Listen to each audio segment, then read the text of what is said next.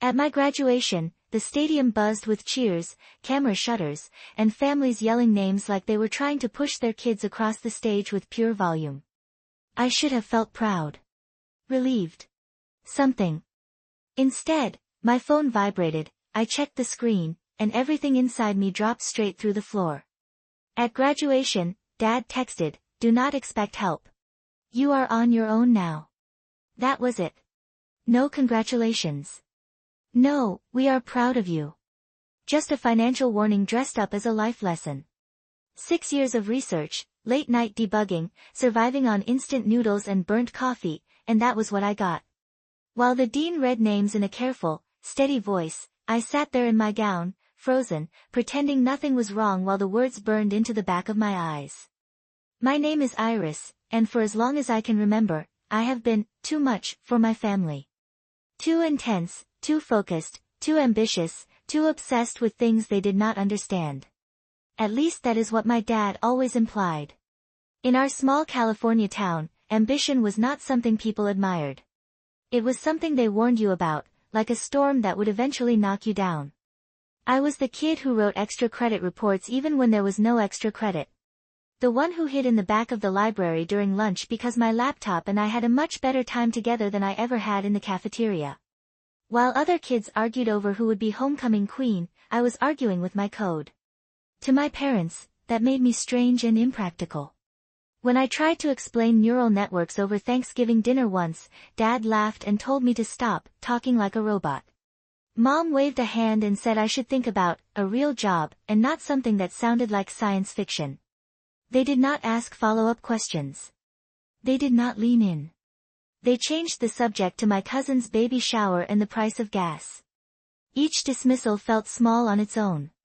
Tiny little cuts. But they stacked. One on top of another. Until finally there was a heavy, invisible pile on my chest that said clearly, "Do not bother sharing your world. They are not interested." So I stopped sharing. I worked hard, quietly. I paid. Most of my way through college. I picked up assistantships, graded endless papers, taught intro programming labs where half the students only took the class because it fit their schedule. At night I took on freelance jobs, building ugly but functional websites for small local businesses that wanted an online presence and did not care how it looked. While I was doing all that, a different idea started to take shape. A bigger one. A system that could help small clinics and research labs process patient data more safely, with better predictive models, using tools they could actually afford. It started as side research. Then it became my dissertation. Then it became something else. Something real. A prototype. A product. A company. I did not tell my parents about that part. Not because I wanted to hide it, but because I had learned the hard way that they listen just long enough to form an opinion, not long enough to understand anything. I did not have the energy to fight through their doubts while I was still fighting through my own bugs and investor meetings. Graduation day was supposed to be a clean moment. A pause between one chapter and the next. I watched families wrapped around each other, holding homemade signs, waving their arms whenever a familiar name was read. Moms cried, dads shouted, siblings tried to film everything at once. I tried not to stare, but of course I did. You always notice what you never had. My friend Jessica nudged me with her elbow. She sat to my left, tassel crooked, mascara already threatening to smudge. You look like you just watched your thesis catch fire, she whispered. I am fine, I said, faking a smile. Just tired. Truth was, Dad's text had planted itself right under my ribs. You are on your own. The timing was not an accident. It never was with him. He believed life was a long string of teachable moments. Apparently, even my PhD graduation was just another chance to remind me he did not believe in safety nets. Especially not for me. I sat there, swallowed by a sea of red gowns, pretending to blend in. Pretending it did not hurt. Pretending the life they thought I lived was the only one I had. The moment everything shifted was so small I almost missed it. My phone buzzed again. A soft, little vibration against the fabric of my gown, barely audible under the roar of cheering families. I almost ignored it. I figured it was Jessica sending me a meme to break the tension. Then I glanced at the screen. David. My CFO. My stomach tightened. He knew exactly where I was. He would not call me in the middle of my own graduation unless something serious was happening. Something that could not wait. I glanced toward the stage. 2 more rows before it was my turn. The line of graduates shuffled impatiently. The dean kept reading names. I pressed the phone to my ear and answered in the quietest whisper I could manage. Hey, I am literally in the middle of my Iris, he cut in, slightly breathless. I am sorry. I know, but listen. The IPO went live 20 minutes ago. We priced high. And, I heard him laugh in disbelief. The IPO just hit 6 billion.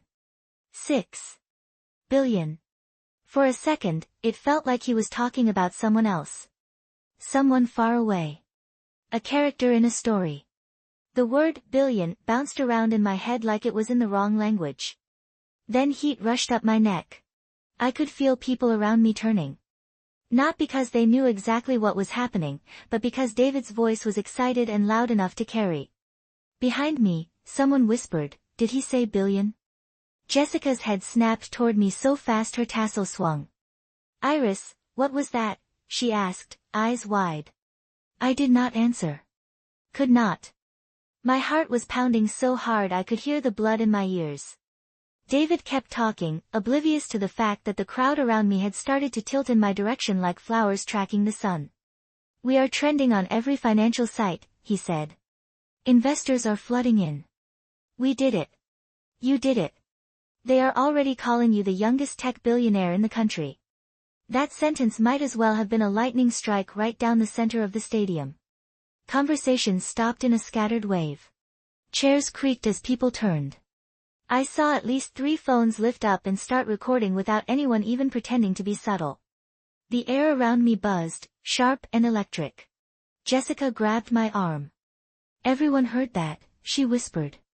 "Everyone." That was when I saw them. My parents. Pushing their way between rows of families, expressions tight. My mother's mouth was pinched, like she was preparing to scold me for doing something embarrassing. My father's face was set in that familiar, "let me fix you," expression, full of judgment disguised as concern. They had no idea what they were walking into. If Dad's text had sliced me earlier, what was about to happen would cut straight through everything he thought he knew about me. They were still a good 20 feet away when my phone buzzed again, more insistent this time, as if the universe had decided subtle was not working on me. I really did not want to answer. Half the stadium was already staring, and I felt like my skin had become a spotlight. But the name flashing on the screen was one I could not ignore. Maria. Our head of PR. I turned slightly, giving my parents only my profile, and pressed the phone to my ear. "Maria, now really is not, I know you are at graduation," she said, voice clipped and urgent. "But listen. Every major outlet is calling. Business Daily wants a sit-down tonight. 2 morning shows want you live tomorrow. Your name is everywhere." My breath hitched. "Keep your voice down," I whispered. She did not. "They are calling the valuation unbelievable. 6 billion and climbing. This is historic, Iris." A ripple of gasps moved through the rows around me. Someone a few seats down said, "Oh my God." Jessica pressed her hand over her mouth. "Iris," she whispered. They all heard. My parents were close enough now that I could see the muscle ticking in my father's jaw. That same look he got when one of my opinions irritated him. Except now, his irritation had nowhere to stand. Maria kept going, words spilling into the open like a confession in a quiet church. "Universities want partnerships. Nonprofits are asking if you will sponsor causes. Your inbox is on fire. And the foundation wants to confirm if your scholarship donation announcement is still happening this month. This is huge." I closed my eyes for a moment. Not to block her out, but to absorb how fast my 2 worlds were slamming together. For years I had lived with one life in front of my family and another one behind their backs. Now both were standing in the same stadium. Looking at each other. "Maria," I whispered. You are on speaker. A beat of silence, then a very soft, oh. Oh no. Hi everyone. Someone nearby actually laughed. I ended the call and lowered the phone. The air around us vibrated with whispers. Did she say billionaire? How old is she? That is her dad, right there. I saw my father swallow hard. Some of the color had drained from his face. My mother was clutching her purse so tightly her knuckles had gone white. What was that? Dad asked, voice thinner than I had ever heard it. Iris, what is going on? There it was. The question he had never bothered to ask me in any serious way. Not, what do you actually do? Not, how is your work going? He had asked versions like, when are you getting a real job, and, when will you stop wasting time, but never this one. I held his gaze. You texted me this morning, I said, my voice steady. You told me not to expect help. That I am on my own. He frowned. I was being honest. You are an adult now. It was time, I know, I cut in quietly. What you did not know is I have not needed your help for a very long time. Confusion flickered across his face, wrestling with pride and something that looked suspiciously like fear. My mother stepped closer, eyes shiny. Iris, sweetheart, we did not know, she breathed. We did not know it was like this. Of course you did not know, I said. Because every time I tried to talk about my work, you laughed or changed the subject. You never listened long enough to hear what I was really building. A wave of murmurs moved through the crowd again. My father shifted, clearly uncomfortable with strangers watching. For once, there was nowhere for him to hide. I reached into my bag and pulled out my phone again, this time opening my banking app and scrolling through recent transfers. A list of payments. Anonymous deposits that had landed in my parents' account over the last 4 years whenever things were tight or unexpected bills showed up. I turned the screen toward them. These were me, I said. All of them. Mom covered her mouth. Dad leaned in, blinking at the numbers like they were in a foreign currency. You paid these? He asked. Yes. But why would you not tell us? He said. We thought that was. I mean, we assumed that was help from your uncle. Or some savings we forgot about. You always told me I could not take care of myself, I said quietly. You called my work unstable. You said I was living in a fantasy. I figured if you would not believe I could stand on my own 2 feet, you definitely would not believe I was the one helping you pay your bills. Mom's eyes filled with tears. Dad stared at my phone like it might explode in his hands. And one more thing, I added, feeling something firm and calm rise inside my chest. You told me to get a real job. I did not just get one. I built one. I did not get the chance to say anything else. The press arrived faster than I expected. It was like they had materialized out of the air. Cameras, microphones, badges swinging from lanyards, producers waving at security to let them through. The security team moved between the rows, trying to keep things organized. The ceremony itself started to blur in the background. Somewhere, the dean kept reading names into the microphone, but nobody around me was listening. A reporter reached us first, breathless, hair perfectly in place even in the heat. Iris Cole, she said, voice bright. Business Daily. Can you confirm the IPO numbers? Are you officially a billionaire as of this morning? Dad turned slowly toward me, his expression collapsing into something I had never seen on him. Not anger. Not disappointment. Something raw and unsure. The moment a thumbnail would freeze on, if this were a video. My father's face when he realized his helpless daughter had just become a billionaire. I took a breath. I did not want this to be cruel. I was not interested in humiliating him. That was never the point. What I wanted was simple. Truth. Yes, I said clearly. The company I founded reached a valuation of over $6 billion today. Yes, I am financially independent. And yes, I have been stable for years. A collective gasp swept over the nearest rows of graduates and families. Heads turned. Phones lifted higher. The reporter leaned in. And your parents? How do they feel about your success? I could have destroyed them with one sentence. I could have thrown every insulting comment they ever made right back at them with an audience watching.